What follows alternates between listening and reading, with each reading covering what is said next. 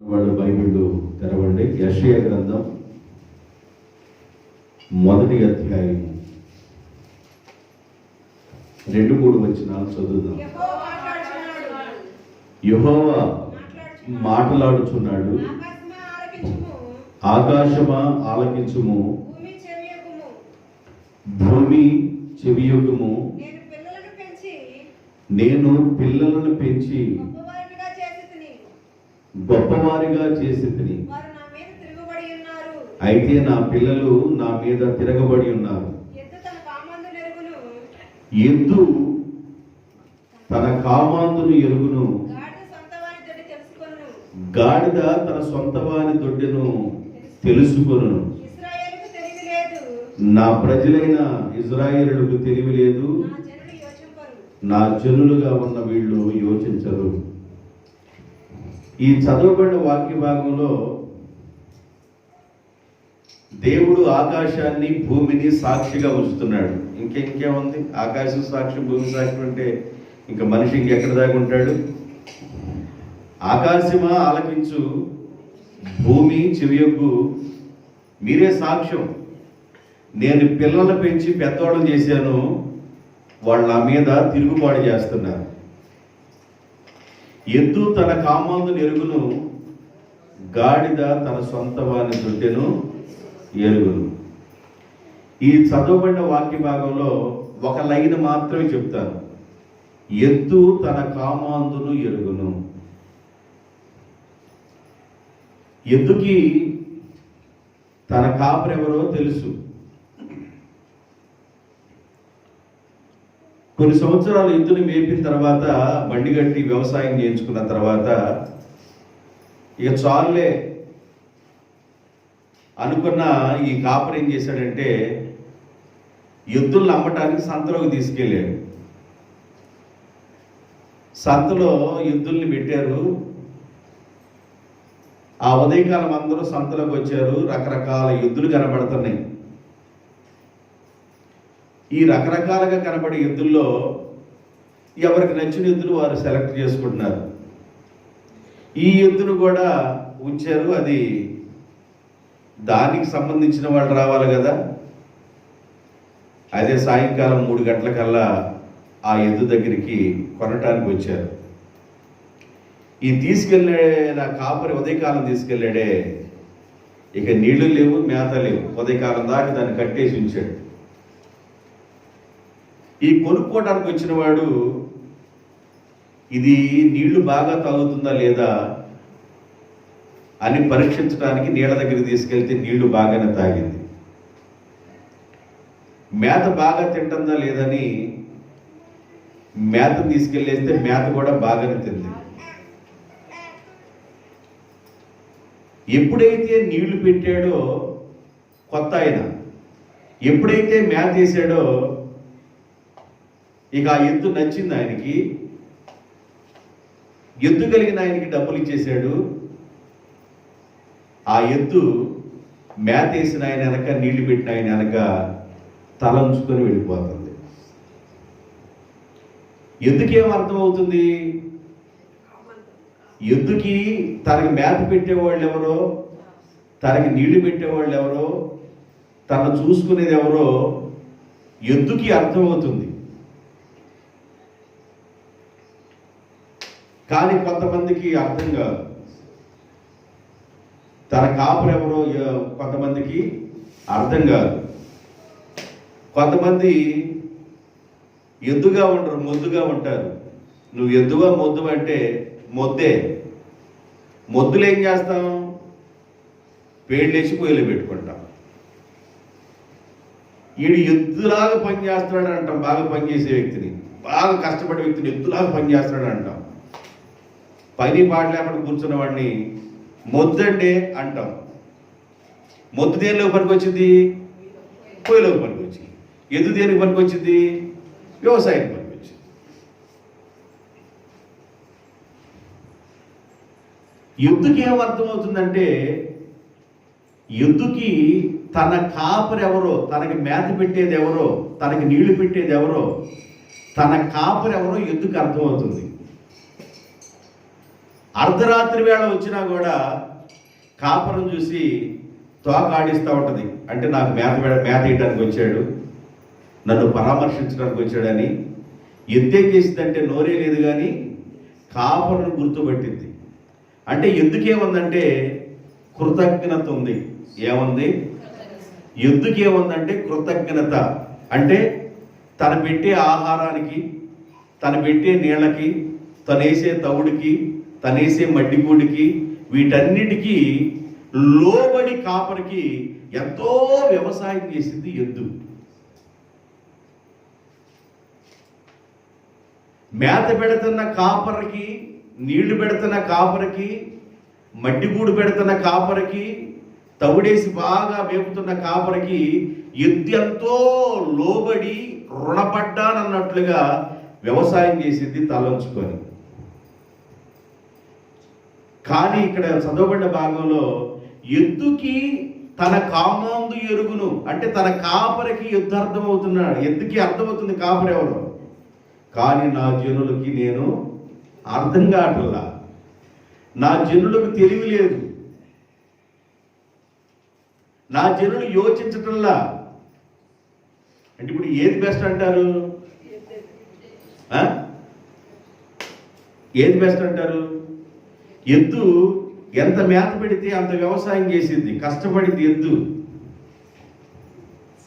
కాపర్ని గుర్తుపట్టి కాపర్ వెంబడి వెళ్ళింది. బండి తోలుకొని వెళ్తున్నాడు అనుకోండి, ఇక సెంటర్ కోలు తీసుకొని హరహరన్న అనాల్సిన అవసరం లేదు.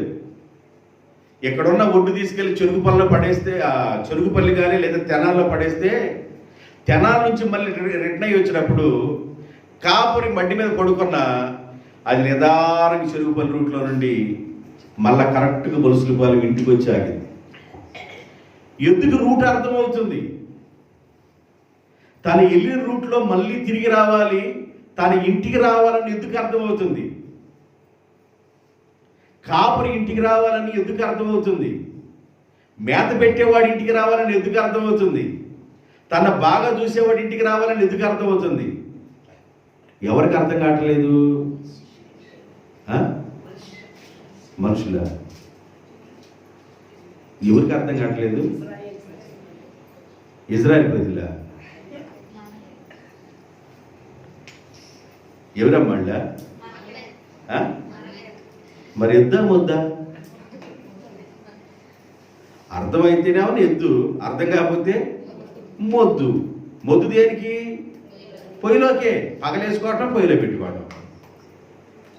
అంటే దాని అర్థం ఏంటంటే ఏ కాలే పొయ్యిలోకే. ఈ పనికిరాని అన్నీ ఆయన అన్నాడు, అగ్ని ఆరదు పురుగు చావది కాళ్ళకే ప్రయాణం. ఎందుకేముందంటే కృతజ్ఞత ఉంది. చేసిన మేలు మర్చిపోకుండా, చేసిన ఉపకారాన్ని మర్చిపోకుండా ఎంతో వ్యవసాయం చేసి పెడుతుంది ఎద్దు.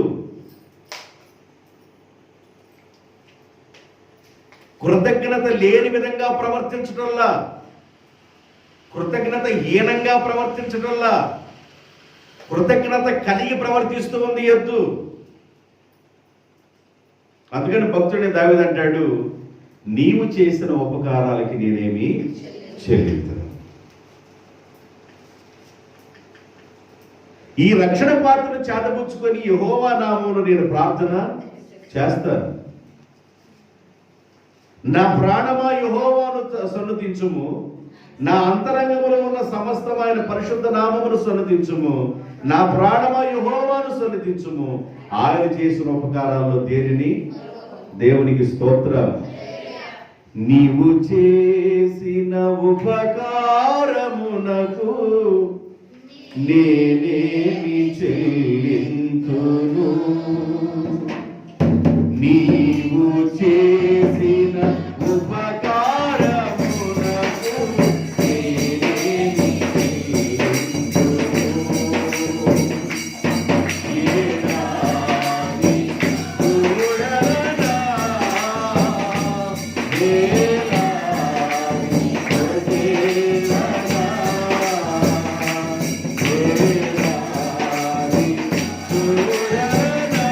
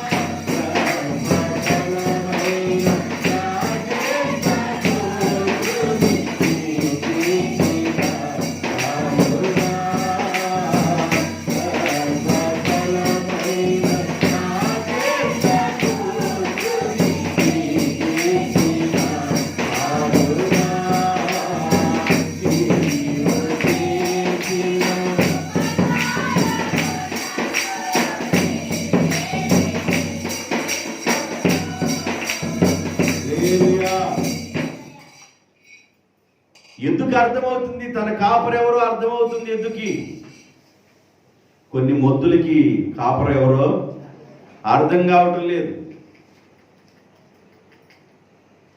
ఎద్దు అంటే ఇక్కడ ఎద్దు అనుకోబాకండి, చెట్టు అంటే చెట్టు అనుకోబాకండి. మనుషుల్ని దేవుడు ఆ మనుషుల్ని అలా పోల్చాడు. ఇంటిలో ఉన్న వాళ్ళందరూ దేవుణ్ణి ఎరిగి ఉండాలి. ఇంటిలో ఉన్న వాళ్ళందరూ దేవుణ్ణి ఎరిగి ఉండాలి, కాపురు ఎరిగి ఉండాలి, దేవుడు ఎవరో తెలిసి ఉండాలి. ఒకళ్ళ ఇంట్లో ఉన్న వాళ్ళు ఎవరో దేవుని తెలియకుండా ఒకవేళ ఉన్నారనుకోండి, ఆ వ్యక్తిని బట్టి ఇంటికి నష్టం. ఇంట్లో ఉన్న ఒక వ్యక్తి దేవుని తెలియకుండా ఉన్నాడు అనుకోండి, ఆ వ్యక్తిని బట్టి ఇంటికి నష్టం. ఒకని అవిధేయత అనేక మందిని పాపులు చేసింది, ఒకని విధేయత అనేక మంది నీతిమంతులు చేసింది. పెద్ద చెరువు ఉందండి, చెరువు నిండా నీళ్లున్నాయి. అయితే కింద ఒక చిన్న రంధ్రం ఉంది. ఏమవుతాయి? చెరువు నిండా నీళ్లు ఉండాలి పర్లేదు అనుకుంటే, ఆ రంధ్రం చూడకుండా ఉంటే చెరువులో ఉన్న నీళ్ళన్నీ వెళ్ళిపోతాయి. ఇంట్లో ఒక్కరు కానీ మారు మనసు పొందకుండా, ఇంట్లో ఉన్నవాడు దేవుని నమ్మకుండా, ఇంట్లో ఉన్న ఒక వ్యక్తి తన కాపరి ఎవరో తెలియకుండా, తన సృష్టికర్త ఎవరో తెలియకుండా, తన కలుగు చేసిన నిర్మాణకుడు ఎవరో తెలియకుండా ఒకవేళ జీవిస్తున్నట్లయితే నిన్ను బట్టి నీ కుటుంబానికి ఆశీర్వాదం దూరం అయిపోతుంది. ఆశీర్వాదం ఎందుకు రావటం లేదంటే, దీవెన ఎందుకు రావటం లేదంటే నిన్ను బట్టే. దీవెన నీ కుటుంబం మీదకి ఎందుకు రావట్లేదంటే నిన్ను బట్టే. నీవు మారు మనసు లేదు కనుక, కాపరెవరో నీకు తెలియదు కనుక, నీ దేవుడు ఎవరో నువ్వు గుర్తు ఎరగలేదు కనుక, దేవుని మందిరంతో నీకు సంబంధం లేదు కనుక, దేవుని యొక్క సహవాసంతో, దేవుని బిడ్డలతో సహవాసంతో నీకు సంబంధం లేదు కనుక నువ్వు ఎంతన్నా కష్టపడతానే ఉండు, నీటి పాలవుతూనే ఉంటుంది. ఆశీర్వాదం దూరం అయిపోతా ఉంటుంది. నువ్వు ఆశీర్వాదం పొందకపోవడానికి నీ కారణం ఏందో తెలుసా? నీ సృష్టికర్త ఎవరో, నీ తండ్రి ఎవరో, నీ నిర్మాణకుడు ఎవరో, నువ్వు ఎక్కడి నుండి వచ్చావో నీకు తెలియలా. నా జనుడికి ఏమి లేదు. ఎన్నిసార్లు చెప్పండి. ఓ పిల్లడు స్కూల్కి పంపిస్తున్నారంట. ఎన్నో తరగతి అబ్బాయి అంటే 2వ తరగతి అన్నాడంట. ఈ సంవత్సరం 2వ తరగతి అంటే పర్లేదు, నెక్స్ట్ ఇయర్ కూడా పంపారంట. ఎన్నో తరగతి? 2వ తరగతి అన్నాడంట. ఇటు చదువు అప్పట్లేదని ఇంకో స్కూల్ వేశారంట. మళ్ళీ 2వ తరగతి అంటే 2వ తరగతి అన్నాడంట. ఏడు కూడా అప్పట్లేదని ఇంకో స్కూల్ వేశారు. ఎన్నో తరగతి? 2వ తరగతి. ఆడి 2వ తరగతిలో మొత్తం చూసుకొని ఆడి వయసు వచ్చిన తర్వాత అంటే పునాదిని స్టాండర్డ్ వేసుకుంటాను అంటున్నాడంట. ఫౌండేషన్ నేను స్టాండర్డ్ వేసుకుంటున్నాను పునాది 2వ తరగతి మీద. ఎన్ని అన్నా చెప్పు 2వ తరగతే మొద్దు, ఈ చదువు రాదు, మొద్దు పొయ్యిలోకే. ఎన్నన్నా చెప్పండి, ఎన్ని విషయాలన్నా చెప్పండి, కొన్ని విషయాలు అర్థం కావు. మనకి వ్యర్థమైన విషయాలు ఉంటాయి, కొన్ని అసలు మనకు అనవసరమైన విషయాలు ఉంటాయి. చెవులు బాగా శాటంత చేసి బాగా విని కోసుకుంటారు దాన్ని, చెవుని.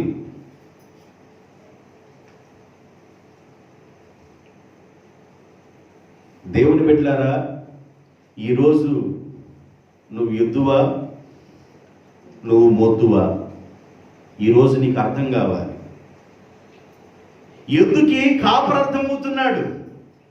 దేవుడు అంటాడు, నా పిల్లలుగా ఉన్న మీకు నేనెవరినో మీకు అర్థం కావటంలా. ఆకాశము ఆలకించు, భూమి చెవియకు. నేను పిల్లల పెంచి పెద్దవాళ్ళని చేశాను, రెక్కలు తీసుకొచ్చాను, వాళ్ళు అన్ని విధాలుగా ఆదుకొని వాళ్ళ గొప్పవాళ్ళని చేస్తే, వాళ్ళు గొప్పవాళ్ళు అయిన తర్వాత వాళ్ళు నన్ను మర్చిపోయారు. గొప్పవాళ్ళు అయిన తర్వాత నన్ను మర్చిపోయారు. చాలా మందికి ఒక స్థానానికి వెళ్ళిన తర్వాత దేవుడు కనబడ్డు, ఒక స్థితికి వెళ్ళిన తర్వాత దేవుడు అర్థం కాడు.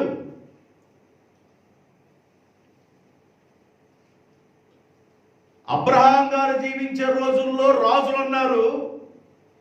రాజుల దగ్గర గొప్ప ఆస్తి ఉండిద్ది. రాజులకి మించిన ఆస్తి అబ్రహాం దగ్గర ఉంది. అయితే అబ్రహాం అంటాడు దేవుని దగ్గర, నేను దుమ్ము లాంటి వాడిని ప్రభువా, నేను ధూళి లాంటి వాడిని అయ్యా అన్నాడు. రాజుల కంటే ఎక్కువగా ఐశ్వర్యం అబ్రహాం దగ్గర ఉంటే, రాజుల దగ్గర ఉండవలసిన ఐశ్వర్యం కంటే ఈయన దగ్గర ఇంకా ఎక్కువైన ఐశ్వర్యం ఉంది. ఆయన ఏమని ప్రార్థన చేస్తాడంటే, నేను దుమ్ము లాంటి వాడిని అయ్యా, ధూళి లాంటి వాడిని అయ్యా అని ప్రార్థన చేస్తాడు. కాస్త ఐశ్వర్యం ఉంటే చాలు, కాస్త బంగారం ఉంటే చాలు, కాస్త పొలం ఉంటే చాలు. ఇక మామూలు విషయం కాదు అది. వాళ్ళు మాట్లాడే విధానానికి అసలు వాళ్ళ మాట తీరు చాలా డిఫరెంట్గా ఉండింది. నీ స్థాయి ఏదైనా దేవుడు నిన్ను కలుగు చేశాడు కనుక నీ దేవుడు ఎవరో నీకు అర్థం కావాలి, నీ సృష్టికర్త ఎవరో నీకు అర్థం కావాలి. చాలా మందికి సృష్టికర్త అర్థం కావటంలా, దేవుడు ఎవరో అర్థం కావటంలా. న్యాయాధిపతుల గ్రంథంలో ఒక మాట రాయబడింది, 21వ అధ్యాయంలో. న్యాయాధిపతుల గ్రంథం 21వ అధ్యాయము 25వ వచనంలో ఒక మాట రాయబడింది.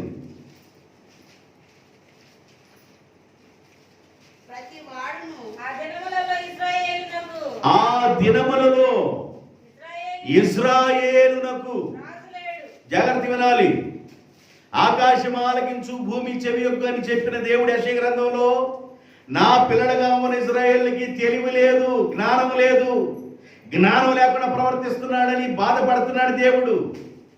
యెషయా గ్రంథంలో, న్యాయాధిపతుల గ్రంథంలో ఏమనబడిందంటే, ఆ దినములలో ఇశ్రాయేలునకు రాజు లేడు, ప్రతి వాడును తన తన ఇష్టానుసారముగా ప్రవర్తించుచూ వచ్చెను. మనిషి దేవుడి ఇష్టం చేయాలి, తన ఇష్టానుసారంగా ప్రవర్తించుచూ వచ్చెను.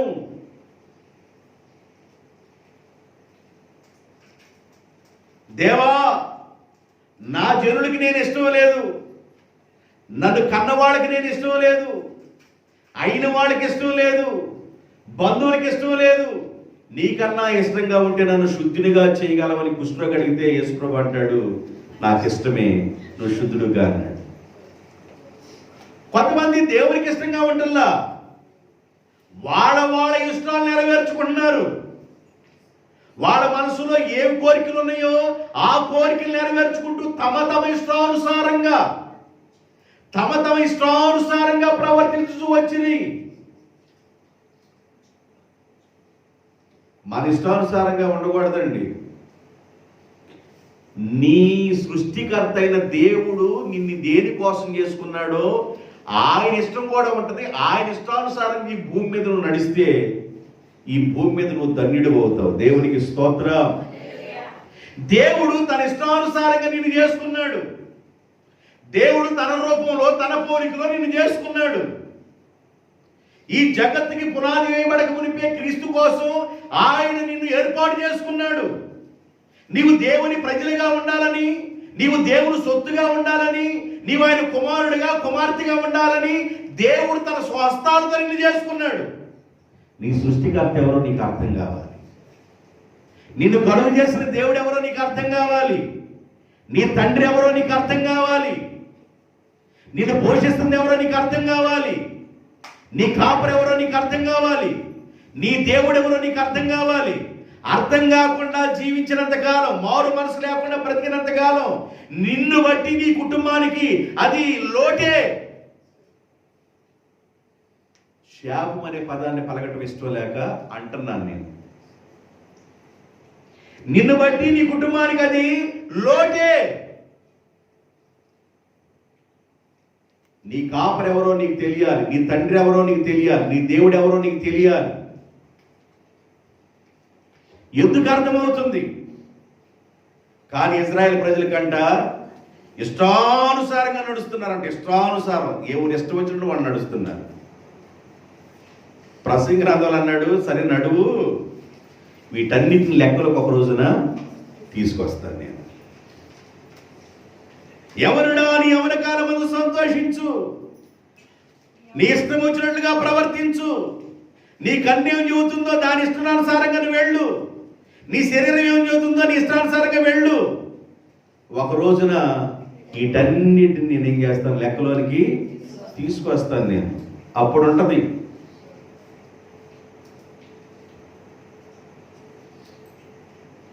నా శరీరం అని నా ఇష్టానుసారంగా నేను ఉండకూడదు. దేవుడికి ఇచ్చిన శరీరాన్ని బట్టి నీ ఇష్టానుసారంగా నువ్వు ఉండకూడదు. తుచ్చమైన శరీరం, కంపు కొట్టే శరీరం, దేవుడు తన ఆత్మను ఉంచాడంతే, ఒక గుడారముగా శరీరాన్ని పెట్టాడంతే. ఈ శరీరాన్ని చూసుకొని ఎంత మురిసిపోతా ఉంటామో, నా అంత సుందరుడు అందగాడు, నా అంత బొమ్మ దెమ్మ అసలు లేరనుకుంటారు. నువ్వు బొమ్మ కాదు, నువ్వు దెమ్మవు కాదు, ఆయన పోలికలో ఉన్న బిడ్డవంతే. దేవునికి స్తోత్రం. నేను టీవీలో చెప్తున్న వార్తల్లో 5 రోజులైందంటే ఒక లేడీ చనిపోయి, ఒక లేడీ చనిపోయి 5 రోజులైంది, ఉబ్బిపోయింది, ముక్కలన్నీ మూసుకొని వెళ్తున్నారు. పట్టుకోలేరు ఆమె. ఏం పట్టుకుంటారు? 5 రోజులైతే పురుగులు బయటకు వచ్చేస్తాయి. 5 రోజులైతే పురుగులు బయటకు వచ్చేస్తాయి. శరీరంలో కావాల్సిన పురుగులు ఉన్నాయి, సంపద, సిరి సంపదలు మొత్తం శరీరంలో ఉన్నాయి. ఎంత సంపద ఉందో తెలుసా అండి? ఎన్ని పురుగులు ఉంటాయి తెలుసా? అది లెక్క పెట్టలేవు నువ్వు. అన్నీ ఉంటాయి, లొక్కలాడుతూ ఉంటాయి. ఇంకేం పట్టుకుంటారు ఆమెని? మరి ఆమె ఎందుకు అక్కడ చచ్చిపోయిందో?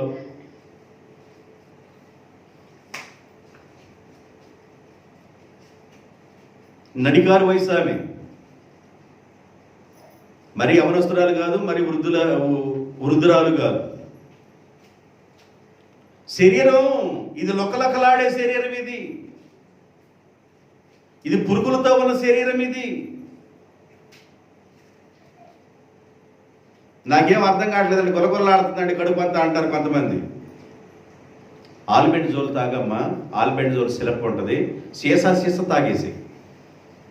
కొంతమంది సీసా తాగినా కూడా తెల్లారి అసలు ప్రయాణాలు ఏముండవు, సీసాలు తాగిన ప్రయాణాలు ఉండవు. ఆలిబెండ జోలు సీసాలు తగిన ప్రయాణం ఉండదు. అందుకని ప్రయాణం ఉండదని ఆయన ఏం చేస్తాడంటే, ప్రయాణం కోసం ఒక దావుని ఏర్పాటు చేసి ఒక బిళ్ళ ఇస్తాడు. ఈ బిళ్ళ కూడా ఏమో ప్రయాణం బాగుంటుందని.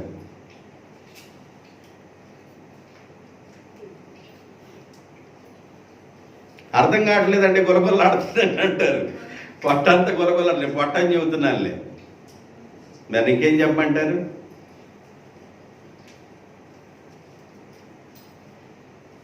అందుకని దేవుని బిడ్డలారా, నీ సృష్టికర్త నీకు అర్థం కావాలి. దేవునికి స్తోత్రం. ఎద్దు చాలా కష్టపడిద్దండి. ఏ ఇంటిలో అయితే ఎద్దుండిద్దో ఆ ఇంటిలో ఆశీర్వాదం. దేవునికి స్తోత్రం. ఏ ఇంటిలో ఎద్దుండిద్దో, ఎద్దు అంటే దాని అర్థమైంది. ఏ ఇంటిలో ఎద్దుండిద్దో అంటే ఏ ఇంటిలో దేవుని కలిగిన బిడ్డలు ఉంటారో ఆ ఇంటికి ఆశీర్వాదం. యేసేపు పోతీఫర్ ఇంటికి వెళ్ళాడు. ఎవరింటికి వెళ్ళాడు? పోతీఫర్ ఇంటికి వెళ్ళాడు. యేసేపుతో దేవుడు ఉన్నాడు. తన యవ్వన ప్రాయంలోనే దేవుడు యేసేపు కలలించాడు. ఆ కళలో ఆయన పన నిలబడినట్లుగా, మిగతా అన్న పనులు నమస్కారం చేస్తున్నట్లుగా, సూర్యుడు చంద్రుడు నక్షత్రాలు ఆయన నమస్కారం చేస్తున్నట్లుగా కళ్ళగన్నాడు. ఈ కళ్ళ వలన అన్నల కసుగు వచ్చింది. వీడు పన నిలబడితే, అంటే వీడు గొప్పవాడైతే మేమందరం వీడికి నమస్కారం చేస్తామా? వీడి పెద్ద చిన్న లేకుండా కళ్ళు వస్తున్నాయి అని అనుకుంటున్నారు వాళ్ళు. బాగా కసుగు పెంచుకున్నారు. దేవుడు ఆ కళ ఇచ్చాడు. ఇచ్చిన దేవుడు ఐగుప్తు దేశంలో దేవుడు ఫరో రాజు తర్వాత ఈయన్ని రాజుగా దేవుడు ఎంపిక చేశాడు. ఐగుప్తు దేశానికి ఈయన ఆజ్ఞ లేకుండా, ఈయన సంతకం లేకుండా ఐగుప్తు దేశంలో ఏది జరగకూడదు. యోసేపు పర్మిషన్ ఇవ్వాలి ఏం చేయాలన్నా. అలాంటి ఉన్నతమైన స్థానంలోకి వెళ్ళాడు. కారణం ఏంటంటే యోసేపుతో దేవుడు ఉన్నాడు. ఏ ఇంటిలో ఎద్దుండిద్దో ఆ ఇంటికి ఆశీర్వాదం. అంటే ఏ ఇంటిలో దేవుణ్ణి ఎరిగిన పెట్టుంటారో, ఏ ఇంటిలో దేవుణ్ణి కనుగొన పెట్టుంటారో, ఏ ఇంటిలో సృష్టికర్తని కనుగొన పెట్టుంటారో ఆ ఇంటికి ఆశీర్వాదం. పోతిఫర్ ఇంటికి వెళ్తే ఆ పోతిఫర్ ఇంటిలోనేమి, పొలములోనేమి, తనకు కలిగిన దాని అంతటి మీద యోసేపు అడుగుపెట్టిన ప్రతి ప్రాంతాన్ని దేవుడు ఆశీర్వదించాడు. దేవునికి స్తోత్రం.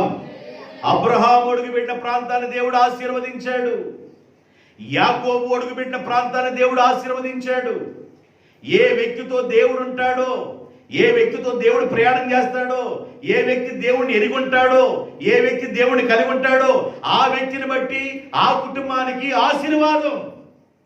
దేవుణ్ణి ఎరగకుండా ఏ వ్యక్తి అయితే కుటుంబంలో ఉంటాడో ఆ వ్యక్తిని బట్టి ఆ కుటుంబానికి శాపం. ఎన్నన్నా చెప్పండి. కొంతమంది చర్చికి వెళ్ళకూడదయ్యా, ఎందుకయ్యా అలాగుంటావు, చర్చికి వెళ్ళకూడదు, ఏముంది అన్ని అలవాట్లు మానేసుకున్నావు కదా, అన్ని అలవాట్లు మానేసుకున్నావు, చర్చికి వెళ్ళకూడదు అంటేను నేను వెళ్ళను. చర్చికి వెళ్ళడానికి భయం అండి కొంతమందికి, చర్చిని అడుగు పెడతానికి భయం కొంతమందికి. దేవుని బిడ్డలారా గమనించండి. నిన్ను బట్టి నీ కుటుంబానికి ఆశీర్వాదం ఉందా? నిన్ను బట్టి నీ కుటుంబానికి శాపం ఉందా? నీ కుటుంబంలో ఆశీర్వాదం ఎంత కనబడతలేదో నీకు అర్థమవుతుందా? నీ దేవుడు ఎవరో నీకు అర్థమవుతుందా? నీ తల్లి గర్భంలో నిన్ను నిర్మాణకుడిగా చేసిన దేవుడు ఎవరో నీకు అర్థమవుతుందా? బైబిల్ చెబుతుంది, నేనే నీ తల్లి గర్భంలో నిన్ను తయారు చేసిన వాడిని, నిర్మాణకుడు నేనే, సృష్టికర్త నేను. ఒకడు తల్లి గర్భంలో పాలు పోసినట్లు పోసి, జున్నిగడ్డను పేరబెట్టినట్లు పేరబెట్టి, నరములు కీళ్లు మాంసం మూలుగులను ఇచ్చిన వాడిని నేను కదా అంటాడు.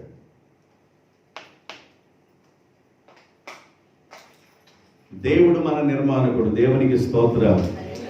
ఎద్దు ఏ ఇంట్లో ఉండిద్దో ఆ ఇంటికి ఏందంట ఆశీర్వాదం. సామెతల గ్రంథం 14వ అధ్యాయం 4వ వచనం. 14వ అధ్యాయం 4వ వచనం. ఎద్దులు లేని చోట గాదయందు ధాన్యము ఉండదు, కొట్లో ధాన్యం ఉండదు, పురుల్లో ధాన్యం ఉండదు. ఇంతకుముందు భూములో పోసేవాళ్ళు దాన్ని ఏమనేవాళ్ళు? పాతరలో ధాన్యం ఉండదు, గాదిలో ధాన్యం ఉండదు, పురుల్లో ధాన్యం ఉండదు, కొట్టుల్లో ధాన్యం ఉండదు. ఎద్దులు లేని చోట గాది యందు ధాన్యం ఉండదు. ఎద్దుల బలము చేత విస్తారమైన వచ్చుబడి రాబడి వచ్చును. దేవునికి స్తోత్రం. ఎద్దులున్న చోట విస్తారమైన రాబడి వచ్చును, విస్తారమైన ఆశీర్వాదం వచ్చును. ఎద్దులు ఎక్కడైతే ఉంటాయో, ఎద్దులంటే ఎవరు? దేవుణ్ణి కలిగి ఉన్నవారు. ఎద్దులు ఎక్కడైతే ఉంటాయో అక్కడ విస్తారమైన ఆశీర్వాదం, విస్తారమైన ఆశీర్వాదం, విస్తారమైన దీవెన అన్నాడు. మీకు ఒక చిన్న పల్లవ పాడతాను, చక్కగా పాడండి బంగారపులతో. రాత్రంతయు శ్రమ పడినా రాలేదు ప్రభు జయము, రహదారులు ఎదగినను రాగాయని ప్రతిఫలము.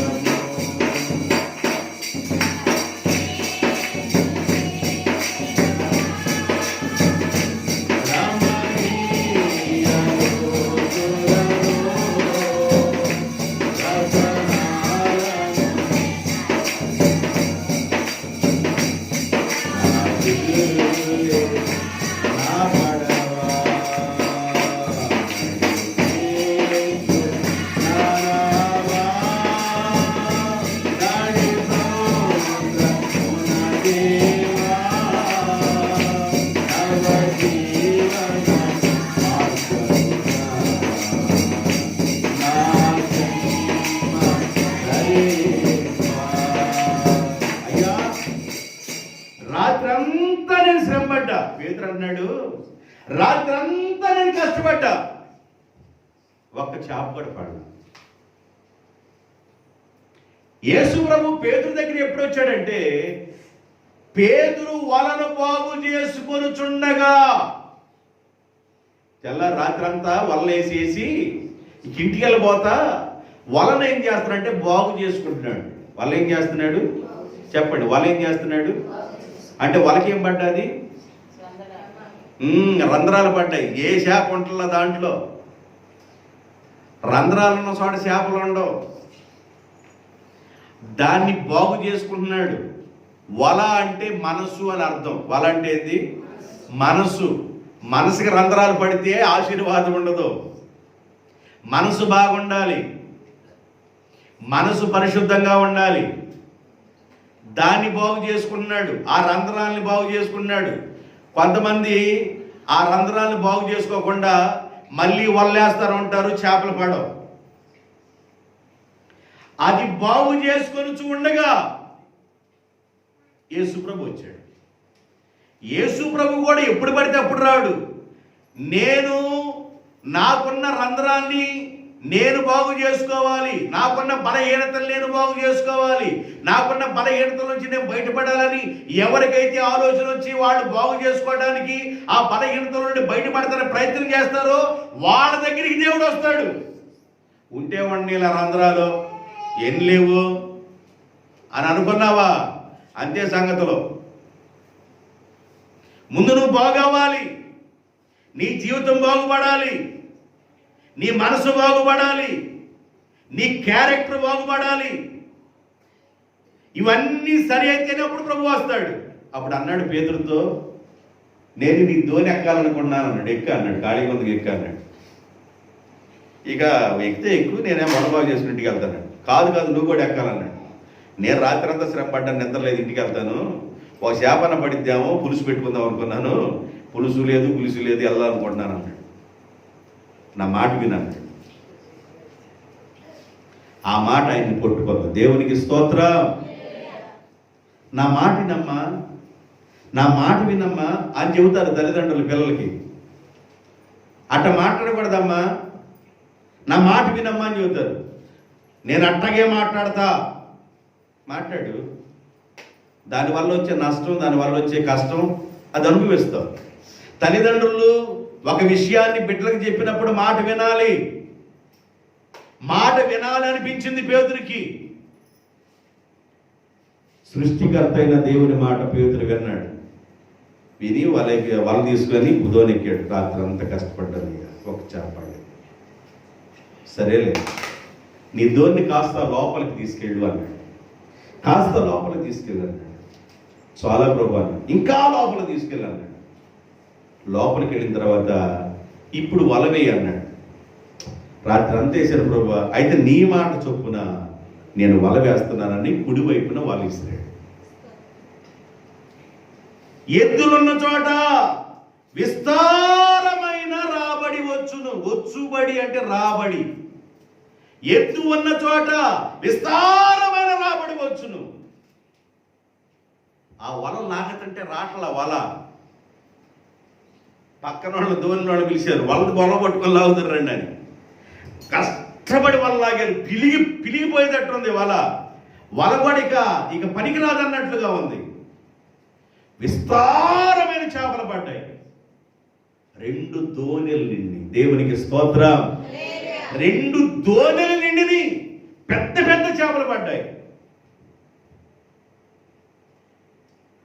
దేవుని మాట వినకుండా ఉన్నంత కాలం ఏ ఆశీర్వాదం నువ్వు చూడలేవు, ఏ దీవెన నువ్వు చూడలేవు.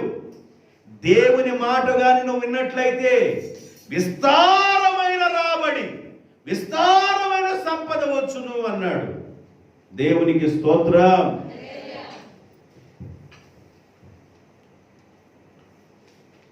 ఆదికాండం 27వ అధ్యాయం 28వ వచనం.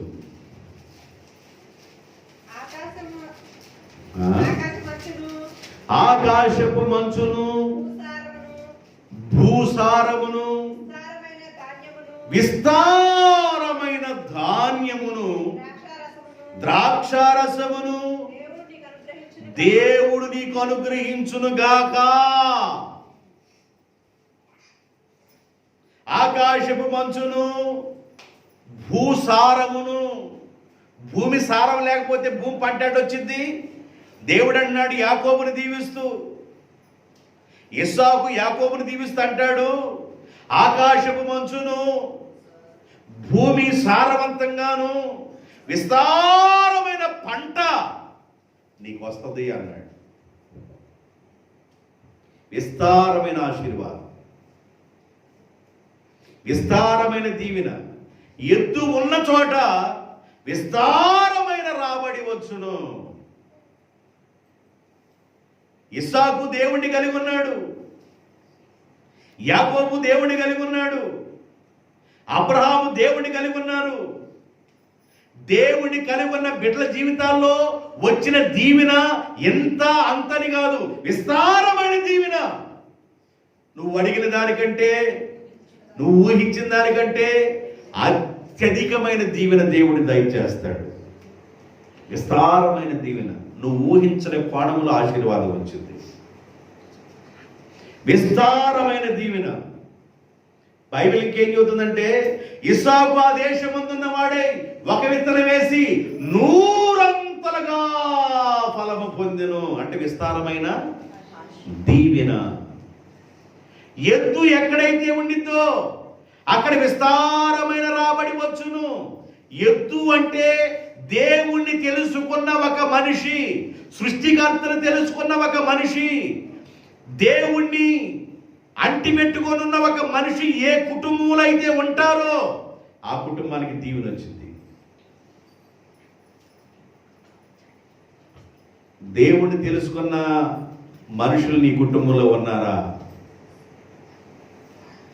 దేవుణ్ణి తెలుసుకోకుండా ఎంతమంది ఉన్నారు?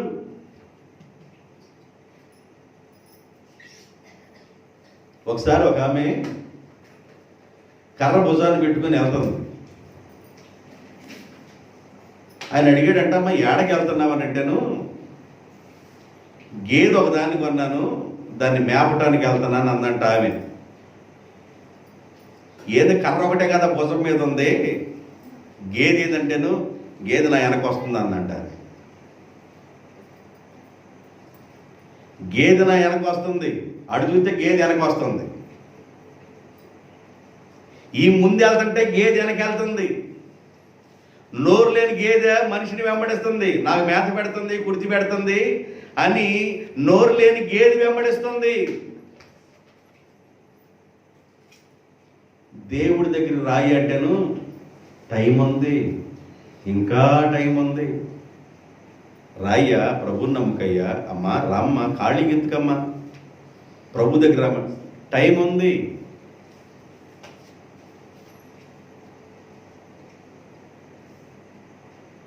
కేఏ పాల్ గారు కనబడుతున్నారు నాకు, ఎంఏ పాల్ గారు కనబడుతున్నారు నాకు, సతీష్ కుమార్ గారు కనబడుతున్నారు, చిన్న టీవీలో వీళ్ళందరూ కనబడుతున్నారు.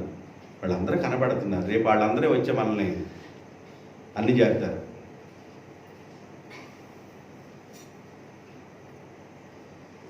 ఆ టీవీలో కనబడే వాళ్ళందరూ వచ్చి మనల్ని అన్నీ చేస్తారు. మనకి పుట్టినరోజులు చేస్తారు, అన్నీ మనకి అన్నీ చేస్తారు.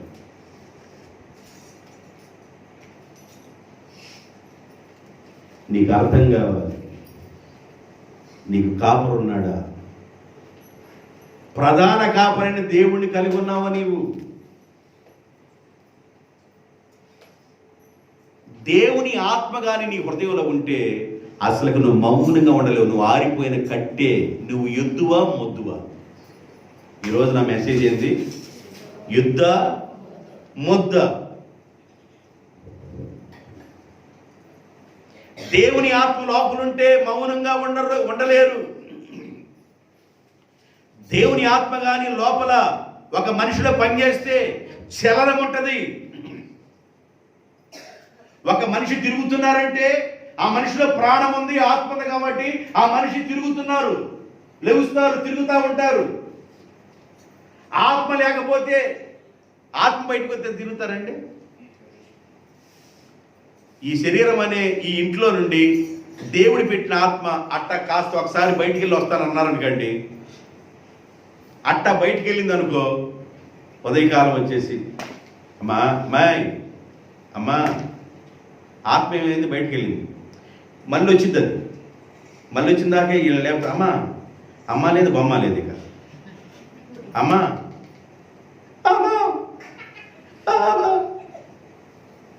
మళ్ళీ ఆ వెళ్ళిన ఆత్మ అంట బొమ్మలోకి వచ్చిందంట.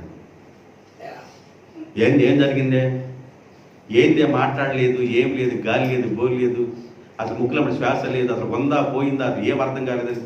నేనేమయ్యాను, నేను ఆడకపోతాను, నేను పోయావు కదా ఇందాక.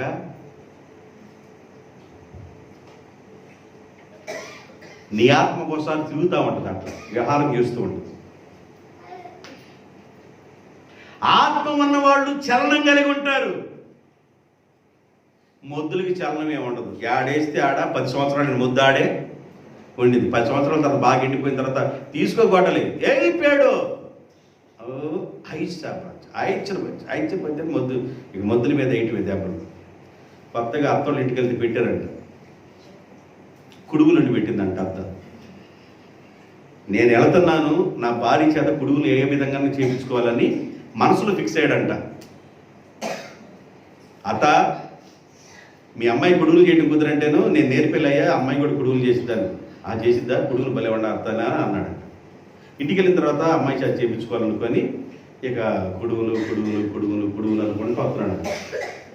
కాలం వచ్చిందంట, మధ్యలో ఆడటం 5 పద్యం దూకాడు. కాలం దూకిన దగ్గర నుంచి 5 పద్యం అనుకుంటే వస్తున్నాడు. కుడుగు అనే సంగతి మర్చిపోయి ఇంటికి వెళ్ళిపోయాడు. ఇంటికి వెళ్ళంగలే మెమ్మ 5 పద్యం చేసింది, నువ్వు కూడా 5 పద్యం చేయి అన్నాడు. 5 పద్యం ఏందండి, నేను ఎప్పుడు వినలేదు ఈ పదం, నేను ఎప్పుడు వినలేదండి ఈ పదం, 5 పద్యం అనే పదం నేను ఎప్పుడు వినలేదండి. కాదు మెమ్మ చేసింది, నువ్వు చేయి అన్నాడంట. ఏంది చెప్పినా అర్థం కాలేదంట. ఒక్క గుద్దేదలికి అందంట, కుడు అంత గుద్దేవాడు అందంట. అదే నేను చేయమంటుంది అన్నాడంట. ఆమె చెప్పిందాక అర్థం కాదు కుడుము అని. చాలామంది ఇళ్లలో కుడుగులు చేసుకోరు, పిట్టు అనే మాట తెలియదు.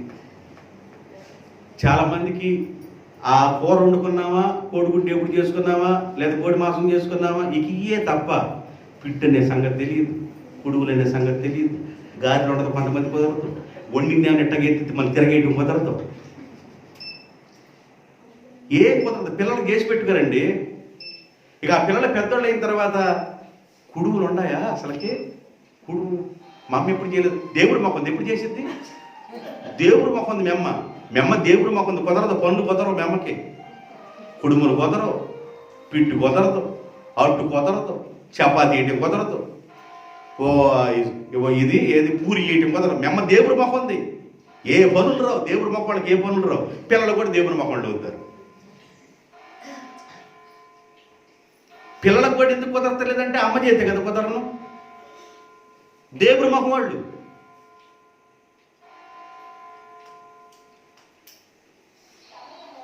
ఈడ 5 పద్యం అన్నట్టుగా అందరూ 5 పద్యం అనుకొని తిరగటమే. వినండి, విస్తారమైన ఆశీర్వాదం అనేది ఎక్కడ ఉండిద్దంటే ఎత్తు ఉన్న చోట ఉండిద్ది. దేవునికి స్తోత్రం. అబ్రహాము దగ్గర విస్తారమైన ఆశీర్వాదం ఉంది, ఇస్సాకు దగ్గర విస్తారమైన ఆశీర్వాదం ఉంది, యాకోబు దగ్గర విస్తారమైన ఆశీర్వాదం ఉంది, యేసేపు దగ్గర విస్తారమైన ఆశీర్వాదం ఉంది. దేవుని మాట విన్న పేతురు దగ్గరికి విస్తారమైన ఆశీర్వాదం వచ్చింది. ఎత్తు ఉన్న చోట రాబడి వచ్చును. దేవునికి స్తోత్రం. ఇంకో విషయం చెబుతాను, జాగ్రత్తగా వినాలి మీరు. మళ్ళీ ఎదురు గురించి ప్రసంగాలు మనం ఎప్పుడు చేసుకుంటాం, అందుకని జాగ్రత్తగా వినాలి. లేవీకాండం 11వ అధ్యాయం, లేవీకాండం 11వ అధ్యాయం 1, 2, 3 వచనాలు చదువుకుంటారు. మరియు యెహోవా మోషే అహరోనులకు ఈ విధంగా చెప్పారు, మీరు ఇశ్రాయేలీయులతో ఈ విధంగా చెప్పండి, భూమి మీదనున్న జీవులన్నిటిలోను మీరు ఈ జీవులను మాత్రమే తినవచ్చు. జంతువులలో ఏది డెక్కల గలదై నెమరు వేయునో ఏది డెక్కలు గలిగి నెమరు వేయునో దానిని తినవచ్చు గాని నెమరు వేయకుండా ఏదైతే ఉందో రెండు డెక్కలు కలిగిన వాటిలోను వీటిని తినకూడదు. ఏది తినవచ్చో ఏది తినకూడదు చెప్పుకొచ్చాడు. నెమరు వేసేది తినవచ్చు అంటే దాని అర్థం ఏంటంటే నెమరు వేసే దానిలో ఎద్దు కూడా ఉంది. ఎద్దు కూడా ఏం చేసింది చెప్పండి? ఎద్దు ఏం చేసింది? నెమరు వేసింది. కొన్ని ఎద్దులు మేత మేస్తాయి. ఆదివారం చర్చిలో వచ్చి గంట మేస్తాయి, శనివారం గంట మేస్తాయి, బుధవారం పెడితే బుధవారం గంట మేస్తాయి, ఆ తర్వాత టీవీ దగ్గర కూర్చుంటే గంట మేస్తాయి. ఎన్ని గంటలు మేసిన నెమరు కొన్ని నెమరు వేయలేదు కాబట్టి కడుపు ఏం చేసింది అంటే బాగా మిగతీసింది. నెమరైపోతే ఏం చేసింది కడుపు? ఇప్పుడు లోపల పంపించామండి, మిషన్ మీద కూడా పడుకుంది. ఉదయకాలం కొట్టాం, ఒక సిక్సర్ కొట్టాం, మధ్యాహ్నం సిక్సర్ కొట్టాం, 3 గంటలప్పుడు తట్టోడు వచ్చాడు, ఆడ ఒక సిక్సర్ కొట్టాం, మళ్ళీ సాయంకాలం వచ్చి సిక్సర్ కొట్టాం, తెల్లారు అదే అయింది. 3వ రోజు అయింది, సిక్సర్ కొట్టాం కానీ ఆడే మిషన్ మీద కూడా పడుకుంది. ఏం జరిగింది అంటారు? వదిన ఖాళీ ఏం లేదు వదిన, గ్లాస్ నీళ్ళన్నా తాగం, అసలు లేదు వదిన, గ్లాస్ నీళ్ళు వదిన, గ్లాస్ కూడా ఖాళీ లేదమ్మా, ఏమైంది అర్థం కాదు, పడేసిన దాన్ని ఆడే ఉన్నట్టుంది వదిన. అంటే మిషన్ ఏం చేసింది? నీకు పని చేయకుండా అలిగింది అనుకో, ఇక నీ పని అయిపోయినట్టే. యుద్ధాలా కాదు, గబ మేసేసి ఆ తర్వాత మేత అయిపోయిన తర్వాత ప్రశాంతంగా పడుకొని లోపల నుండి తెచ్చుకొని మళ్ళా మెత్తగా నవిలి దాన్ని మింగి మళ్ళీ ఇంకో దాని లోపల నుంచి తెచ్చుకొని మళ్ళీ మెత్తగా నవిలి దాన్ని మింగేస్తా. అంటే నెమరు వేయుట ఏం చేసిందంట అంటే దాని అర్థం ఏంటంటే కొంతమంది వాక్యాన్ని వింటారు కానీ నెమరు వేయరు. వాక్యాన్ని వింటారు కానీ నెమరు వేయరు. యుద్ధం ముద్ద మీరు చెప్పాలా? యుద్ధం ముద్ద. నెమరు వేయనివి మొద్దు, నెమరు వేసేయి ఎద్దు. ఇప్పుడు యుద్ధం ముద్ద. కొంతమంది ముద్దుగా ఉంటారు, నెమరేయరు. ఇక శనివారం బైబిల్ తెరుతారా, తెల్లారి పాస్టర్ గారు బాధ తట్టుకోలేక ఆదివారం కూడా బైబిల్ తెరుతారు. ఇక మిగతా 5 రోజులు ఖాళీ, సెలవు దినాలు ప్రకటించుట. ఇక ఆదివారం ఇక బైబిల్ తెరిస్తే ఒట్టు పెట్టాక బైబిల్తో సంబంధం ఉండవు. పాస్టర్ గారు చెప్పిన వాక్యాలు నెమరు వేయరు, అసలు నెమరు వేయరు. వాక్యం ఏం చెప్పాడు, దేని గురించి చెప్పాడు, దాని గురించి నెమరు వేయరు. వాక్యాన్ని ధ్యానం చేయరు. నెమరు వేసే పవిత్రమైనవి. నెమరు వేసే జంతువుల్లో ఎద్దు ఒకటి ఉంది, ఇది నెమరు వేస్తుంది. దేవుని పిల్లలుగా ఉన్నవాడు కూడా వాక్యాన్ని నెమరు వేయాలి. బైబిల్ చెబుతుంది, కీర్తన గ్రంథంలో 1వ అధ్యాయం 2వ వచనంలో ఒక మాట చెబుతుంది. 1వ అధ్యాయం 2వ వచనం కీర్తన గ్రంథం, యెహోవా ధర్మశాస్త్రమందు ఆనందించుచు దివారాత్రము దానిని ధ్యానించువాడు, అంటే నెమరు వేయువాడు, ధ్యానించువాడు ధన్యుడు. అతడు నీటి కాలవల యోరన నాటబడిన చెట్టు వలె ఆకువాడక తన కాలమందు ఫలమిచ్చును. అతడు చేయునదంతయు, నువ్వు చేసే ప్రతి పని సఫలం కావాలంటే, నువ్వు అడుగుపెట్టే ప్రతి ప్రాంతంలో జయము రావాలంటే, నువ్వు అడుగుపెట్టే ప్రతి ప్రాంతంలో ఆశీర్వాదం కలగాలంటే నువ్వు నెమరు వేయాలి, ధ్యానించాలి. కొంతమంది అడుగు పెడితే పచ్చగా ఉన్నవి కూడా కవురుకుపోతాయి.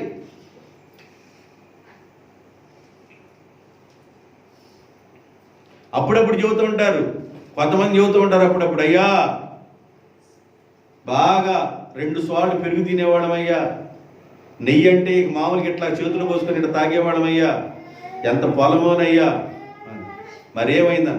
ఏమైందో తెలియదా? ఇప్పుడు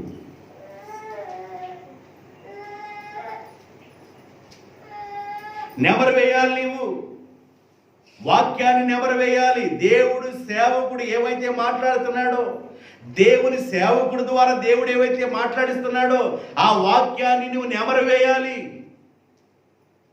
చాలా మందికి ఎన్ని సంవత్సరాలన్నా వాక్యం అన్నీయండి, ఒక్క సబ్జెక్ట్ అన్నా గుర్తుండదంటే ఒక్క సబ్జెక్టు కాదు కదా, ఏమి గుర్తుండవు. ప్రార్థన చేయమ్మా, ప్రార్థన చేయమ్మా, నెక్స్ట్ వారంలో చేస్తా. నెక్స్ట్ ప్రార్థన చేయమ్మా, నెక్స్ట్ చేసిద్దంట నెక్స్ట్ వారంలో. మరి ఇప్పుడేమైంది? కొంతమంది ప్రార్థన చేయటానికి బాధ అంటే నీకేం లేదు, నెమరు వేయట్లా, నువ్వు ప్రార్థన రాదు, నువ్వు నెమరు వేయట్లా. నెమరు వేసేవి పరిశుద్ధమైనవి. దేవునికి స్తోత్రం. ధ్యానించాలి, వాక్యాన్ని ధ్యానించాలి. బైబిల్ ఏం రాయబడిందంటే ఇస్సాకు పొలములోనికి వెళ్ళి ధ్యానించుతూ ఉండెను. ఎక్కడికి వెళ్ళాడంటే ఇస్సాకు? 24:23 ఆదికాండం. సాయంకాలమున ఇస్సాకు పొలములో ధ్యానం చేయటానికి బయలు వెళ్ళెను. ధ్యానించాలి. భక్తులు ధ్యానం చేశారు. వాక్యాన్ని ధ్యానం చేయాలి, వాక్యాన్ని చదవాలి. ఈ వాక్యం నీకు ఆరోగ్యం ఇస్తుంది, ఈ వాక్యం నీకు ఆరోగ్యం ఇస్తుంది, ఈ వాక్యం నిన్ను ఆశీర్వదించింది, ఈ వాక్యం నీ శాపాన్ని విరగగొట్టింది, ఈ వాక్యం నువ్వు పడిపోయిన స్థితిలో నుండి లేవనెత్తింది, ఈ వాక్యం నీ రోగం నుండి బయటికి తీసుకొచ్చింది. ఈ వాక్యం సజీవమైంది కనుక ఈ వాక్యాన్ని ధ్యానం చేయాలి. దివారాత్రము వాక్యము ధ్యానించువాడు ధన్యుడు.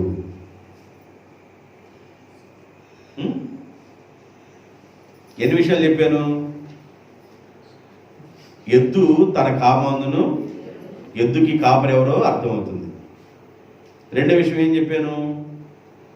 ఎద్దు ఎక్కడైతే ఉండింది అక్కడ విస్తారమైన ఆశీర్వాదం. మూడో విషయం ఏం చెప్పానంటే ఎద్దు నెమరు వేస్తుంది. ఎద్దు ఏం చేసింది? నెమరు వేస్తుంది. నాలుగో మాట చెప్తాను చూడండి. కీర్తన గ్రంథం 144వ కీర్తన 14 వచ్చింది.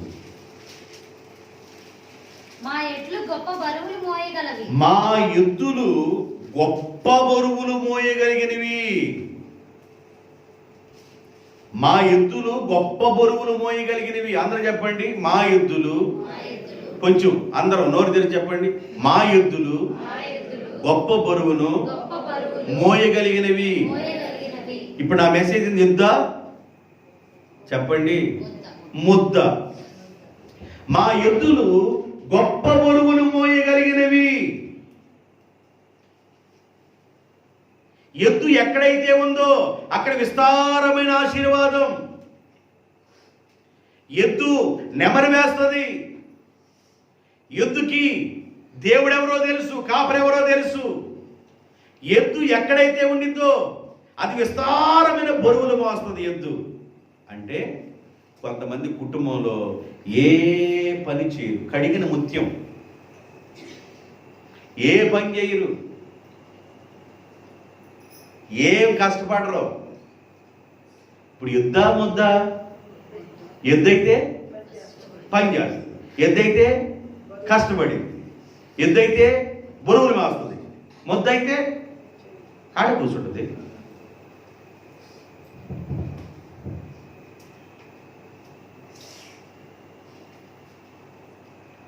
అమ్మ కాస్త గొంతు పట్టింది, మంచులు తీసుకురమ్మా, మంచులు పెట్టుకొని తాగటం అన్నం తింట తెలియదు నీకు అంటే ఎన్నోసార్లు పెట్టినట్టు.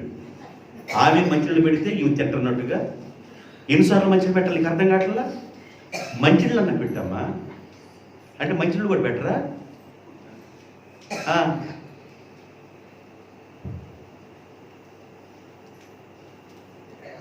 కాస్త గొంతు పట్టిందమ్మా, గొంతు పడితే పో, గొంతు పడితే పో. 10 మంది మంచినీళ్ళు పడిరు.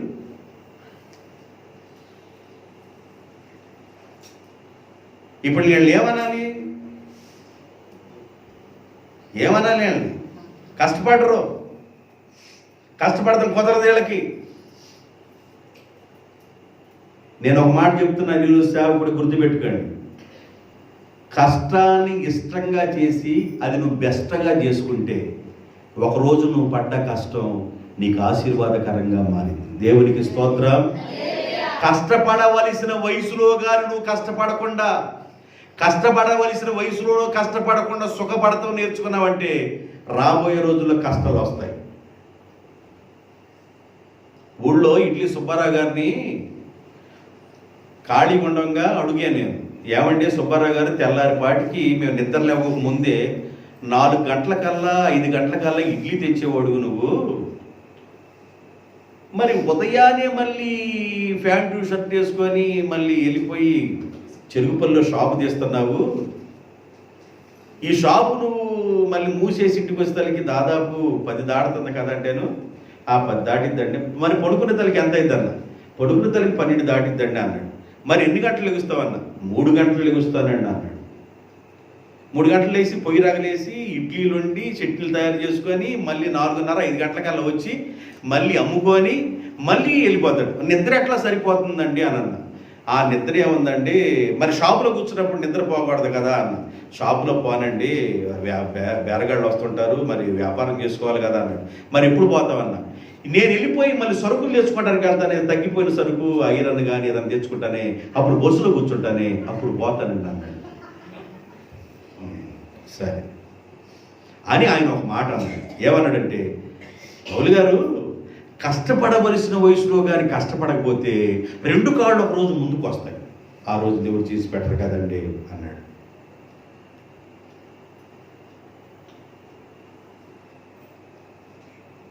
నేను ఆ ఊరు వెళ్ళాను, ప్రార్థన చేయండి పిల్లోడు కానీ అన్నాను. పిల్లడు చూస్తే బాగా బక్క పలసగాను బోగిలన్నీ బయటపడ్డట్టుగా ఎండిపోయిన చేపలాగా ఉన్నాడు. ఏంది అని అంటే ప్రార్థన చేయమన్నారు. దేనికోసం అన్నా? బేసిడ్ అన్నం తింటారన్నాడు. ఎంత అన్నం తింటాడంట? బేసిడ్ తింటాడండి. ఉదయాన్నే, మధ్యాహ్నం ఒక బేసిడ్ కావాలి, సాయంకాలం ఒక బేసిడ్ కావాలి, 3 బేసిన్లు అన్నం పెట్టాలి వీడికి. మరి పిల్లోడు ఏంది అట్టకున్నాడన్న? తిన్నది ఇటుపోతుంది, అర్థం కావట్లేదు మాకు. 3 బేసిన్లు అన్నం తిన్నది దెయ్యం.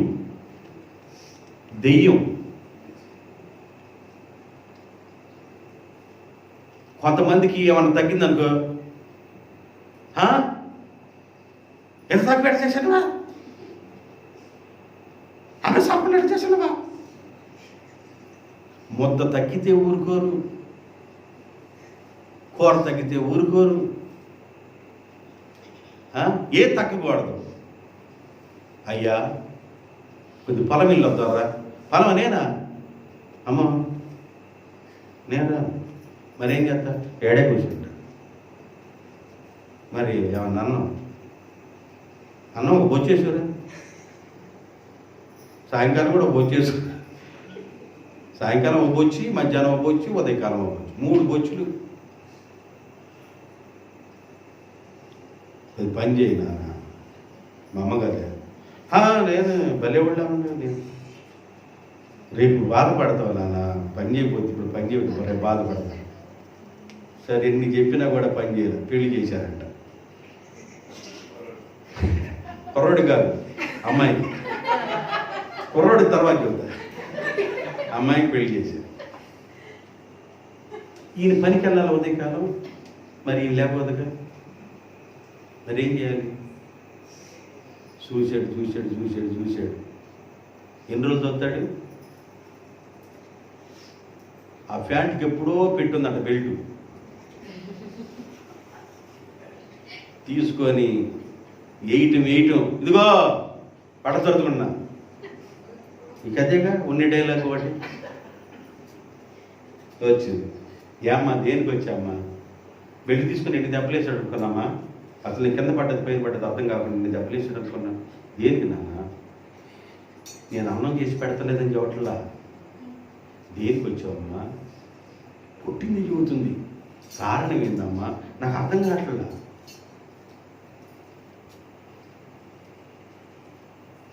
అసలు బెల్ట్ ఎక్కడ తీసుకోవాలి లెక్క? ఎడ తీసుకోవాలా లేకపోతే ఆడ తీసుకోవాలా? ఏడా? అమ్మగారింటికాడే తీసుకోవాలి బెల్ట్. నేర్పనందుకు, చెయ్యినందుకు కొంతమంది అంత ముచ్చటగా చేసుకుంటారు. కొంతమంది రాత్రి 1 గంట పడుకుంటున్నారు, మగపిల్లలు 2 గంటలు పడుకుంటున్నారు. సెల్ ఫోన్ ఒకటి తీసుకోను కూర్చోను, ఒరే ఒరే ఒరే ఒరే చచ్చిపోతున్నాను, ఒరే చచ్చిపోతున్నాను, ఒరే చచ్చిపోతున్నాను, ఒరే కొంచెం ఒరే కొద్దిగా నాకు ఆ ఎనర్జీ రక్తమైపోతుంది. ఒరే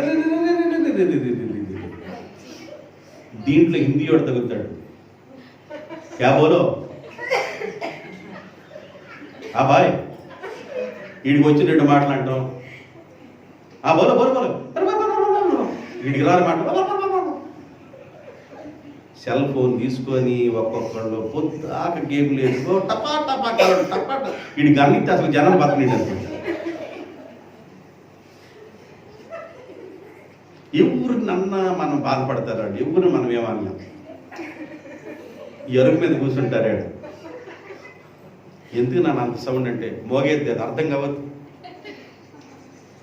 దీపావళి లాగుండద్దు నా మనకి మోగే టకా టకా. మనం పేరుతుంటే గన్ పేరుతుంటే ఠామని తగ్గద్దు, అర్థం కావద్దు. దీపావళి లాగుండదు. దేవుడి దేవాల కొంతమంది ఉద్యోగాలకు వెళ్ళిపోయారు. పిల్లలు కాస్త ఉద్యోగం చేసుకుంటున్నారు. మిగతా వాళ్ళు కూడా ఏదన్నా ఇచ్చి తరువు ప్రభు అని ప్రార్థన చేస్తారు. నేను ఉద్యోగాలు చేసుకుంటే తల్లిదండ్రులు కన్నా ఉపయోగపడతారు.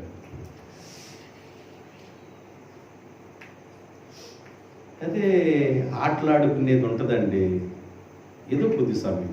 ఏ ఆట ఆడుకోవాలంటే మనిషి బాడీకి చెమట పట్టి ఆట ఆడుకుంటే శరీరంలో ఉన్న కొవ్వు అన్న తరిగి కొంచెం ఎనర్జీగా ఉంటారు.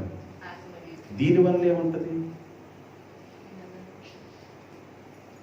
దీనివల్ల ఏముంటుందని నేను బలి ఆడాను. గేమ్లో బాగా చాలా మార్కులు వచ్చేసి నాకు అన్నీ వచ్చేసినాయి. నేను నా యొక్క ఐడిని 3,000కి 5,000కి అమ్ముతా. ఇంకొకటి పిచ్చోడు 5,000 కొంటాడు వాడు ఐడిని. వీడి ఐడి ఇంకోడు 5,000 కొంటాడు. వీడు బాగా ఆడిన గేమ్లో ఉన్న ఐడిని 5,000కి 10,000 కొట్టుకుంటున్నారు. బలుసులపల్లిలోనే దూరం చెవటలు నేను,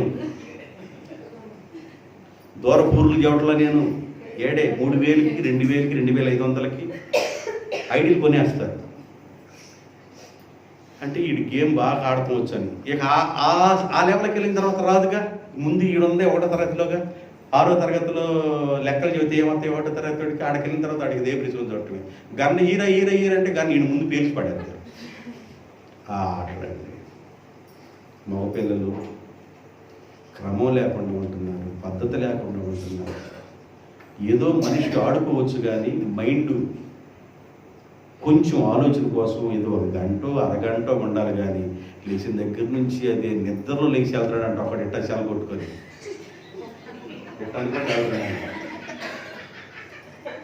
నిద్ర లేచి ఇట్లా అన్నాడంట, రే పడుకో. నేను నిజమే చెబుతున్నా, నిద్రలో కూడా కొట్టుకునేట్టు వెళ్తున్నాడంట. సెలవులే చేతులు ఆడి ఎన్ని వదుకుంటూ వెళ్తున్నాడు. అంటే వాడు మైండ్ కూడా ఎట్లా ఉందంటే నిద్రలో కూడా ఆట ఆడుతున్నాడు. అంటే ధ్యానం చేస్తున్నాడు నిద్రలో కూడా. అది వాక్యం ధ్యానం చేస్తే ఎంత బాగుంటుంది. ఎద్దు బరువులు మోయును, పని చేస్తుంది. ఎద్దు అంటే దేవుణ్ణి కలిగి ఉన్న మనిషి.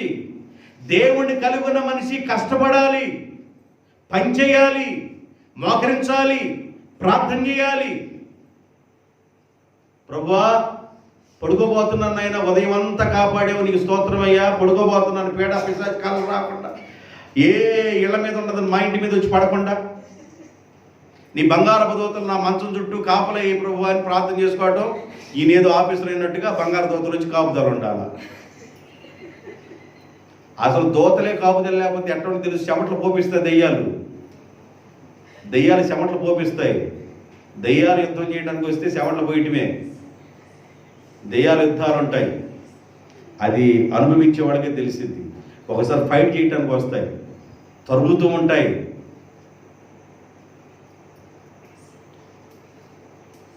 దయ్యాల్ని గెలిచిన ప్రార్థన లిస్టులో నువ్వు ఉండాలి. దేవునికి స్తోత్రం. మోకరించాలంటే ప్రార్థన చేయాలి. కష్టపడకుండా ఏమొచ్చిందండి? నువ్వు కష్టపడకుండా ఆశీర్వాదం ఎలాగొచ్చింది? నీ మోకాళ్ళ బలిని అర్పించకుండా దీవెన ఎలా వస్తుంది? మోకరించడం కుదరదు నీకు, దేవుని పాదాలు పట్టుకోవడం కుదరదు నీకు, ప్రార్థన చేయటం కుదరదు నీకు, ఆశీర్వాదం ఎలా వస్తుంది?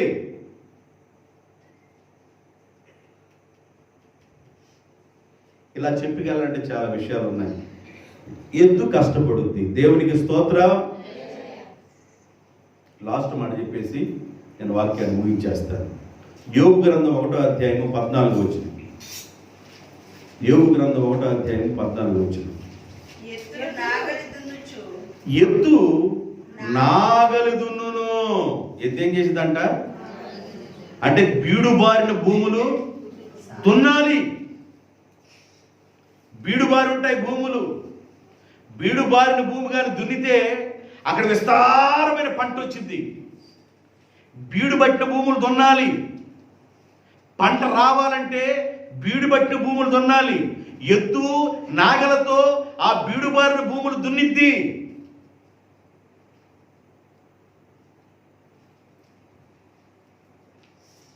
కొంతమంది హృదయాలు కఠినమైపోయి బీడు బారిపోయి ఉంటాయి. గచ్చి పొదలు, బొలరక్క చెట్లు హృదయంలో మొలిచి ఉంటాయి. అవి దున్నాలి. అవన్నీ పెళగించుకొని వెళ్ళిపోతే మెత్తగా భూమి తయారైతే పంట విస్తారంగా వచ్చింది. బీడుబట్టిన భూములు, బీడుబట్టిన హృదయాలు, కఠినమైన హృదయాలు అవి దున్నబడాలి. కష్టపట్టు నేర్చుకోవాలి. అత్త నీ చెల్లి నా చెల్లు, నీ దేవుడే నా దేవుడని రూతమ్మ అత్తోడింటికి వచ్చిన తర్వాత పొలంలో పనికి వేరుకోవడానికి వెళ్ళింది రూతమ్మ. ఉదయకాలం వెళ్ళిపోయి ఏదో మధ్యాహ్న కాల సమయంలో కొంచెం సేపు కూర్చుందంట. సాయంకాలం వరకు పరిగెలుతూనే ఉంది. కష్టపడుతుందండి రూతమ్మ. ఋతుము గురించి ఎన్నిసార్లు చెప్పుకున్నా అలా తరగదు. కష్టపడుతుంది ఆమె. ఖాళీ సమయంలో ఒక సాప వేసుకొని ఖాళీ సమయంలో నువ్వు మోకరించి నీ పిల్లల కోసం, నీ కుటుంబం కోసం ఏమన్నా ప్రార్థన చేయడానికి ఏదైనా భారం ఉందా? చాలా మంది ఎప్పుడా సాయంకాలం పడుకోపోయేటప్పుడు బంగారు దోతలు పెట్టడం, పడుకోవటం, సౌమకాలు. ఖాళీ దొరికినప్పుడు బిడ్డల కోసం, కుటుంబం కోసం ఒక గంట ప్రభు పాదాలు పట్టుకోవటం అలవాటు ఉందా? ఆ కొత్త కింద, ఈ సూరి కింద, అక్కడ కూర్చొని ఏడ కూర్చొని ఆడసొల్లు, ఏళ్ళసొల్లు, ఆడకప్పుర్లు, ఏళ్ళకప్పుర్లు మొత్తం నెత్తి మీద వేసుకోవటం, సాయంకాలం మొయ్యలేని బరువులు మోసుకొని ఇంటికి వెళ్ళటం. చాలా మంది కుటుంబాల్లో లేదు ఈ ప్రార్థన. లేదు, ఏదో సాయంకాలం బంగారు దోతలు ఉంచమని అంటాం. తండ్రి యేసు నాయన ప్రభు తిన్నాను కాబట్టి తెల్లారు అడిగితే బాగుంటాం, లేదా లేదు అన్నట్టుకుంటాం. ప్రార్థన లేదు. ఏ స్థలములో ప్రార్థన ఉండదో ఆ స్థలములో ఆశీర్వాదం ఉండింది. ఏ స్థలంలో ప్రార్థన ఉండదో, ఏ కుటుంబంలో ప్రార్థన ఉండదో, ఏ కుటుంబంలో దేవుని సన్నిధి ఉండదో, ఏ కుటుంబంలో దేవునితో కనెక్షన్, సంబంధం ఉండదో ఆ కుటుంబంలో దీవెన ఉండదో. ఏదన్నా సమయం దొరికినప్పుడు కొంచెంసేపు అన్న ప్రభు దగ్గర కూర్చోవడం, ప్రార్థన చేయటం. ఋతుమ్మ ఎంత కష్టపడుతుందండి, ఎంత కష్టజీవో తెలుసా ఋతుమ్మ? ఒకసారి 2వ అధ్యాయం 7వ వచనం చదవండి. ఋతు గ్రంథం. నేను కోయవారు, కోత కోసేవారు వెనుకకు, పనల మధ్య ఏరుకొని కూర్చుకొనుటకు దయచేసి నాకు సెలవిమ్మని అడిగాను. ఆమె వచ్చి ఉదయం మొదలుకొని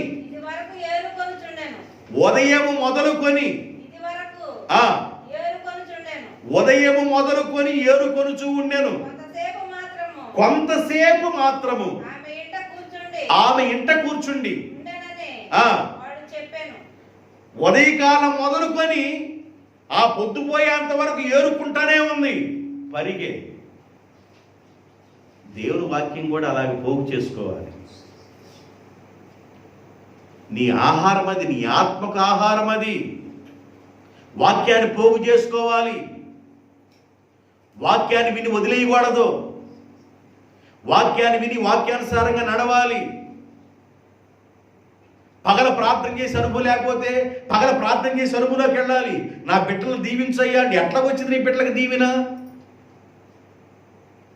మా పెద్దోడిని దీవించయ్యా, మా చిన్నోడిని దీవించయ్యా, మా పెద్ద అమ్మాయిని దీవించు, మా చిన్న అమ్మాయిని దీవించండి. దీవెన ఎలాగొచ్చింది బిడ్డల మీదకి? బిడ్డల మీదకి దీవెన రావాలంటే నీవు బిడ్డల కోసం పునాది వేయాలి, ఆ బిడ్డలకు అలవాటు చేయాలి.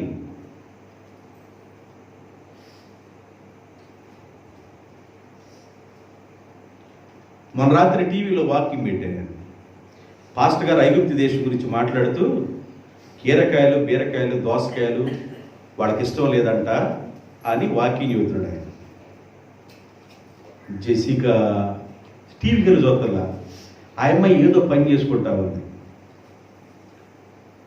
అమ్మమ్మ ఏది పాస్టర్ గారు ఏం దోసకాయలు, కీరకాయలు, బీరకాయలు అంటున్నాడు. వాక్యంలో దోసకాయలు ఉంటాయా అంది. ఇప్పుడు నేను ఈయన చెప్పేది కూడా వింటే ఎందుకు గురించి చెబుతున్నాడు ఏంది, ఇంకేం లేదా అంటాడు అని అనిద్దాము.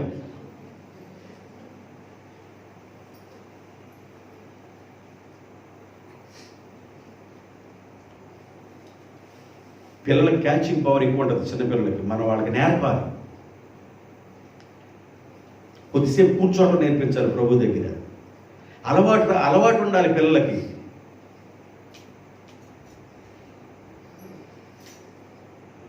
తింటాం. అమ్మ రగ్గు ఉందంటే సెల ఆగట్లేదు. రగ్గు బాగా రగ్గు దుప్పటద్దమ్మా, దుప్పట సెల ఆగదు. రగ్గు ఉందా? జ్వరం కంటే ఎక్కువ వేడి రావాలి దాంట్లో రగ్గులో. జ్వరం 97 డిగ్రీలు 95 డిగ్రీలు అంటే నార్మల్ ఉంటుంది. ఇప్పుడు 100 డిగ్రీలు రావాలి లోపల వేడి. ఆ రగ్గు ఉందా? తలకి ముసుగేసి, కాళ్ళకి ముసుగేసి, ముక్కులో నుండి వాసన గాలి కూడా బయటికి వెళ్ళి తోలకుండా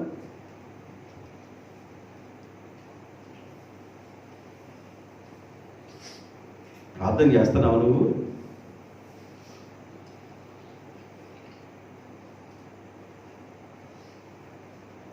దీవులు ఎందుకు కనబడతలేదు మీకు తెలియట్లేదా? అర్థం కావట్లేదా?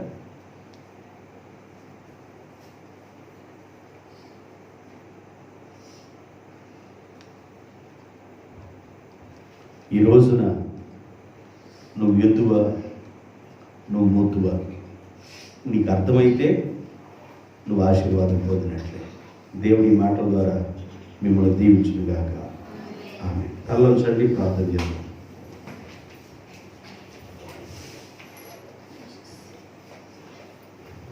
దయచేసి అందరూ మోకరించండి, ప్రార్థన చేద్దాం.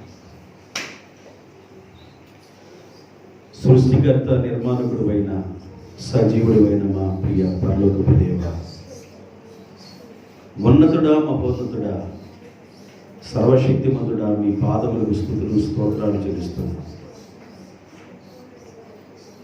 మీ పాద సన్నిధానంలో మీ బిడ్డల కొరకు ప్రార్థన చేస్తున్నా. మీ బిడ్డలను, మీ బిడ్డల కుటుంబాలను ఆశీర్వదించమని ప్రార్థన చేస్తున్నా. చాలామంది విని వదిలిపెట్టి వెళ్ళేవాడుగా ఉన్నారు. ఆశీర్వాదం అందుకే లేదు. ఎందుకు తన కాపరెవరో అర్థమవుతుంది. కుటుంబాల్లో అనేక మంది దేవుణ్ణి కలిగి లేకుండా దూరంగా ఉన్నవాళ్ళు ఉన్నారు. అందుకే ఆశీర్వాదాలు కుటుంబాల మీద ఉండటం లేదయ్యా. నా ప్రభువా, ఈ విషయాన్ని అర్థం చేసుకొని సృష్టికర్త నిర్మాణకుడా, తల్లి గర్భంలో మీరు ఎలా నిర్మించారో సృష్టి క్రమము విధానమును అర్థం చేసుకొని సృష్టికర్త అయిన మీ పాదాల దగ్గర మోకరించడం నేర్పించమని ప్రార్థన చేస్తున్నాను. నా ప్రభువా, నా దేవా, మీకు వందన. చేరున్న ప్రతి బిడ్డను, ప్రతి కుటుంబాన్ని దీవించండి. ఈ సంవత్సరం మీ బిడ్డలు వేస్తున్న తండ్రి ఆ పంటను మీరు ఆశీర్వదించి ఆ పంట ఇంటికి చేరేంత వరకు కూడా మీ సన్నిధి దీవెన ఉంచమని ప్రార్థన చేస్తున్నాను. మీ బిడ్డలకు ఇచ్చిన పాడి పంటను ఆశీర్వదించున్నాయి. సమస్త ఈవులను అనుగ్రహించమని ప్రార్థన చేస్తున్నాను. లోటు లేకుండా చేయండి. ప్రతి దీవెన మీ బిడ్డలు పొందినట్లుగా కృప దయచేయండి. అడ్డులను, ఆటంకాలను తొలగించండి. నా ప్రభువా, నా తండ్రి, మీకు వందనాలు. పరిశుద్ధాత్మిక ప్రసన్నత, సంపూర్ణమైన దీవెన మీ బిడ్డలకు ప్రసాదించండి. కొదువులు తీర్చండి, లోటులు తీర్చండి, కొరతలు తీర్చండి. సమృద్ధిని మీ బిడ్డలకు దయచేయండి. అన్ని విధాలుగా మేలు చేసి మహిమ పొందమని, మహిమ ఘనత ప్రభావమును మీకు ఆరోపించుకుంటూ చెల్లించిన ప్రతి బిడ్డను ఆశీర్వదిస్తూ, ఈ శబ్ద యంత్రం ద్వారా విన్న బిడ్డలందరూ కూడా దీవిస్తూ, లైవ్లో వాక్యమైన బిడ్డలను కూడా మీరు ఆశీర్వదించండి. యేసునందు అడుగుతున్నాము తండ్రి, ఆమేన్.